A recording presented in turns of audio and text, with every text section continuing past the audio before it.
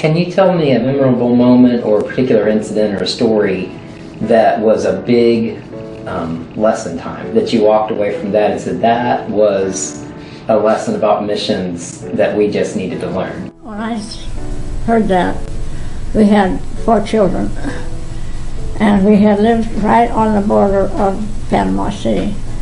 And the Panamanians are wonderful people, but the way of living was far below any standard we wanted to raise our children in.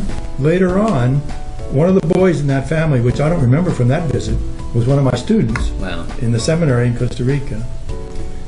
And he became a pastor and has good ministry. To really have a long-lasting ministry, you have to be part of the culture, you have to learn the language. And God uses that. So my first response to the Lord was, no. I won't bring up my children in this atmosphere. It's way below anything they've ever had. We can't escape it. We're going to be living with them, among them, and we're going to make friends with them. And I want the influence to be good with my children. I found that most of the students felt it was a privilege to be able to come to the seminary. They came from many different countries and many different denominations, and they were, by and large, more eager to learn and more open to the rest of the world. Wow. Because we did have people from about, I think it was 18 different countries in Latin America, and some that came for orientation from Europe and occasionally from the States to learn what Latin America was about. So the nature of the situation was quite different. So there's a lesson in that for us. We sometimes can be a little culture-centric, egocentric, is what I'm kind of hearing you say, is that we're not as eager or willing to find out what's going on in the rest of the world. We forget. Right, a little bit provincial. So there's a good lesson in that for us to wake up and listen to. So they realize these people need the Lord. And a lot of them will watch us and our home life and our behavior with them and on the streets.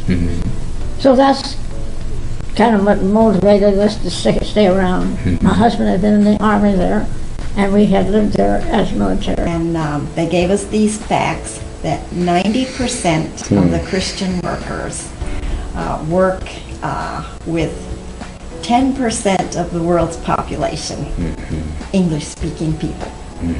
And only 10% of the Christian workers worked all around the world in all of the other languages, with 90% of the population. And when I heard those facts, I thought, if there's any way that I can go and be a part of the 10%, I had to go, even if I didn't feel qualified or like these missionaries I had on a pedestal. And these are just a couple of great lessons, just even as you're telling your stories. One is the influence of pastors, the influence of churches, the influence of youth groups. You know, what a great lesson for us to remember as people that are leaders in the church here, to keep these things in front of our people on a regular basis, because it is influencing, it is shaping the way that we think about it. At the end of that week, we were told that there was going to be initiation rites for all the freshmen.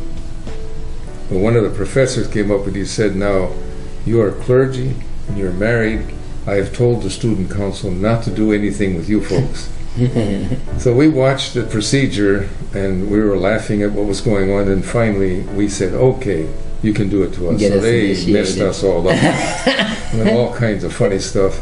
But I'm sure there were things that you learned during that time in Alaska, whether or not that was the design or not. I'm sure there were probably life lessons that you learned and ministry lessons that you learned. Did you see that crossover? Did you see some of the things that you learned during that period in Alaska crossover to be applicable when you went more permanently to India? We learned the joy of seeing a church grow.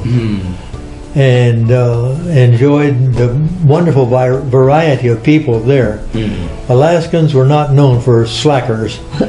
They almost all had to keep busy doing something.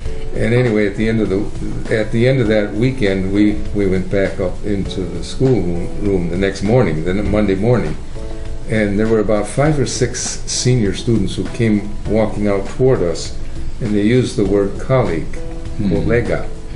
They said, "We didn't know you Americans were such fun people. Wow. Welcome." And we felt like we had made it into the culture. Some huge lessons that we, again, whether it was training that you did or didn't receive ahead of time, or whether there was an intuitiveness that's big, of being able to move across those lines and integrate. I say right up front, I'm recognizing now I'm older and retired from missions, that God did it all.